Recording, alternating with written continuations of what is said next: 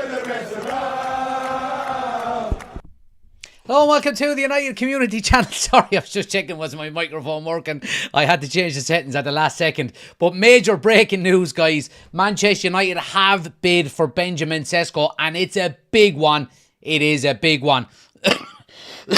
Oh God, I've been rushing to get this out. Welcome. Smash a like on the video. Subscribe if you're new. Huge breaking news. And we're going to talk about David Ornstein has broken the news as per usual. And what does this mean for Manchester United? We're going to get into it. We're going to discuss all of the talking points, the amounts, what it means for United. Is it realistic and should we have bid it? As always, guys, smash a like on the video, subscribe if you're new, and let me know your thoughts in the comment section. As always, we've got Chris in there, Ushin in there, D is in there as well. Good to see you guys. Let me know what you're thinking. But look, let's jump straight into it and let's talk about the bid that went in. Obviously, David Ornstein has broken it in the last few minutes, guys. Manchester United have made an offer to RB Leipzig for Benjamin Sesko. The proposal is €75 million plus €10 million in add-ons, and it reflects Manchester United's valuation of the 22-year-old, and they believe the striker favours Old Trafford over, of course, Newcastle United. No reply yet from Leipzig. Newcastle also working to close the deal.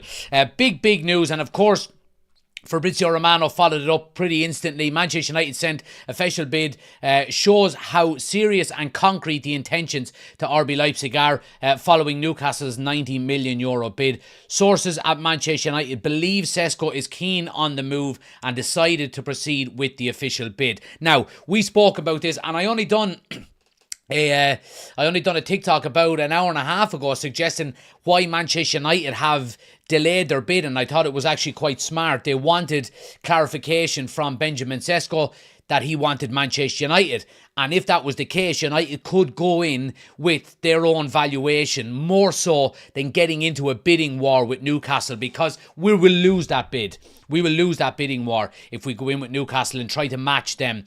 And I think Manchester United now, according to these reports, obviously Fabrizio Romano and David Ornstein, Manchester United are confident that Benjamin Sesko will choose them over Newcastle, and that's why they've decided to make the bid. The bid is not as high as Newcastle's offer. Obviously, we can see 75 million plus 10, 85. Newcastle have bid 90. I think they've gone 80 plus 10, if I'm correct. And we'll double check that for tonight's show. But it's massive news nonetheless, guys. And Bild were the first ones to report this a couple of hours ago. They got the jump on it. Now, obviously, you're going to wait until you hear from the likes of Ornstein and Romano before, we can take any of it seriously.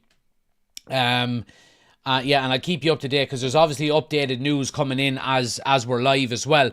But it's huge news. Manchester United are going hell for leather for Benjamin Sesko, and again we've discussed the pros and cons to it, and they remain. €85 million is a massive amount of money for an unproven 22-year-old again. Okay, and that's what we've got to say, and we'll get into that in a moment. Let me read some of your comments here. Smash a like on the video, guys, if you haven't done so already. Subscribe if you're new. Chris is in. He said, could we overspend again? Oshin says, must have got some reassurances from Leipzig and Sesko to put that offer in. Well, I don't think we really need some assurances from Leipzig. I think it was mainly from Sesko's camp, I would say, that United were waiting for not the green light, but okay, well, he's open to joining us at the very minimum, so then we can put a bid in. This better happen or Ineos look terrible. Well, the thing about it is, and again, I mentioned it on my TikTok earlier on, that Manchester United weren't going to put a bid in until they had assurances that Sesko was going to choose them. And we mentioned this on a number of deals since Ineos came in, and even going as far back as last summer's transfer window. United don't really go public about a potential signing unless they are very confident that they will get the deal done. So are we seeing that again from United now, that they're confident they can get a deal done for Sesko? I agree with you. If we don't get it done now and he does decide to go to Newcastle, there's nothing we can do. Will they look terrible? I don't think so, because there's genuine reasons why he would go to Newcastle. they've got European football first and foremost, and they're offering him pretty much a blank check. So, he's coming to Manchester United. If he does, he'll be coming to the bigger club with a project, you would say. He won't be ready for Arsenal. You would expect not. Oshin says, I think as much as I'm being Mr. Positivity, that Ineos will look terrible either way after this window, no matter what they do. I disagree. Could we sell Highland and not have a striker for Arsenal? I don't think we would do that. I mean, we've seen Cunha and Buemo and Bruno play as the front three, so maybe you could be onto something there. D says, 85 million quid for Sesko. He's going to wear that shirt well. I hope you're right. It's not realistic, but it is what the market value is. The breakdown is key though. Yeah, and look, we spoke about this quite in depth going as far back as February or March, that this was going to be a striker transfer window. And a lot of not the power, but a lot of the pull and the direction that strikers were going to go in is determined by the players themselves. Gyökeres to Arsenal, Osimhen to Fenerbahce, or not Fenerbahce, to Galatasaray, Ekitike to Liverpool, Isak potentially to Liverpool as well. If Sesko goes, if Sesko goes to Newcastle, Isak is gone. I think you could see Liverpool putting in a second bid for him. But if we get Benjamin Sesko, not only will it mean that we get a striker in, but it would also mean that Isak probably has to stay put, and Liverpool won't get their main man, which is obviously good for us as well, really, isn't it? D says he's powerful, he's got aerial presence, he's got quick feet, he's the man for us, always said it. There we go. That's not enough. Leipzig wants £69.5 million guaranteed. That's 80 million euros. Newcastle bid better than us. But wasn't there something in place, Chris? Now again, correct me if I'm wrong, but wasn't there something in place that Benjamin Sesko had? And I know this, this phrase, gentleman's agreement, because we've seen how that was with Gyökeres and a potential move away from Sporting. But supposedly there was a deal in place between Sesko and Leipzig that if certain clubs came in that he deemed to be, one of his dream clubs, and I think Manchester United are on that list, then the gentleman's agreement is anywhere between 60 and 70. So look, I don't know. That will iron itself out in the wash in the next couple of days. Joe says Sesko is essential, big physical presence, and has a bit of Ibrahimovic about him. That's a sad state of affairs to be outbid by Newcastle. Well, it's not really though, Oisín, because I don't want to get into a bidding war with Newcastle. Newcastle are have the richest owners in the world. Now, ultimately, they can't spend to the capacity that their owners have. But they are more than comfortable at bidding close to 100 million because they know they're going to offload Isak for more money than what they would spend on Sesko. So they know their books are going to be balanced, and they'd be desperate for a striker. If we were selling Isak and we knew we wanted to leave Manchester United, we would be in the same boat. You'd be able to bid that little bit higher. Let's see, what else are we saying? D says they've got oil money. That's the only reason they're able to, and they're desperate, as are we. Put two of them side by side, and we've got a feeling where our new frontman will be heading. He also says if we're not including add-ons, then we only bid 5 million less than Newcastle. How do you justify bidding less from the start than Newcastle? Well, the reason for it is that Manchester United, it doesn't matter really who bids as long as it's within the valuation. Newcastle have bid more than the valuation, and Manchester United have bid a more realistic valuation of the player. Newcastle can inflate the bids all they want.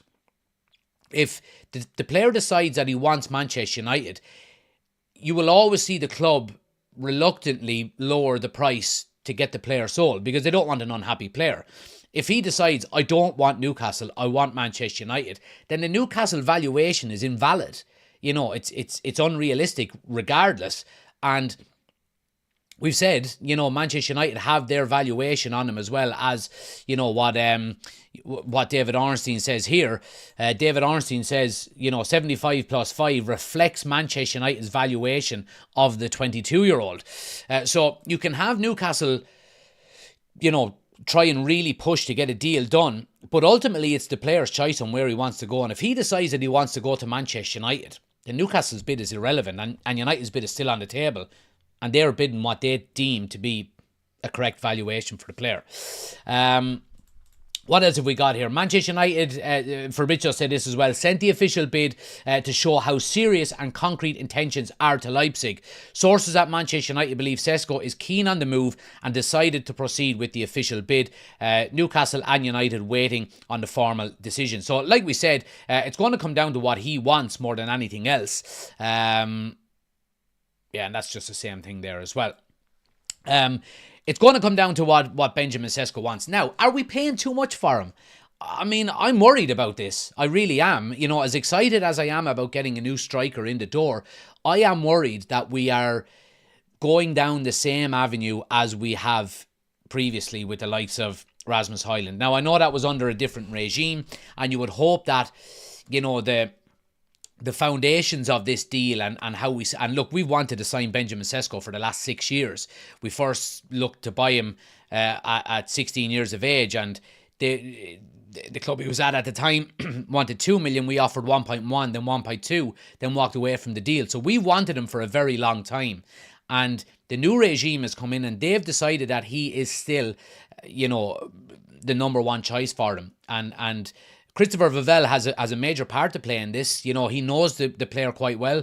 Both of them obviously being involved in the Red Bull franchise over the last few years. And he's pushed heavily for this player. I do worry, and it is a concern, that you're buying an unproven 22-year-old again. And we've done that with Rasmus Højlund a couple of seasons ago. Is Benjamin Sesko better than Rasmus Højlund? I would like to think so, and I think he is.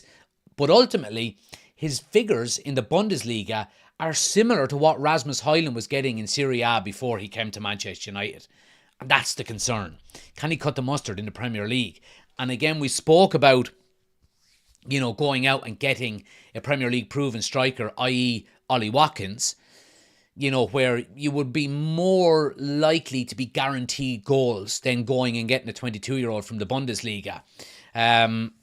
And I think that's the major concern there. It really is the major concern. If Manchester United go down this avenue again and they're burned by the player coming to United and not hitting the ground running, then it's a major concern. Ben Jacobs has been speaking about it as well, guys. He says that, let me put it up on the screen for ye here. He says that Newcastle's long-term standing fear has been if both clubs offer like for like, Sesko would pick Manchester United. So there we go. You know, and I think that's why. And I think that's actually been quite clear. You know, Newcastle have been worried about Manchester United coming in. And that's why they offered more. And that's why they're offering maybe a higher salary, a wage package for Benjamin Sesko. Because they're worried that if Manchester United come in, he's going to choose us. And why wouldn't he choose us? I mean, you're coming to a way bigger club, right? We don't have European football, but that didn't stop, you know, 2 of the top 5 scorers in the Premier League in terms of forward players last year coming to us without European football. So why would it stop somebody like Benjamin Sesko?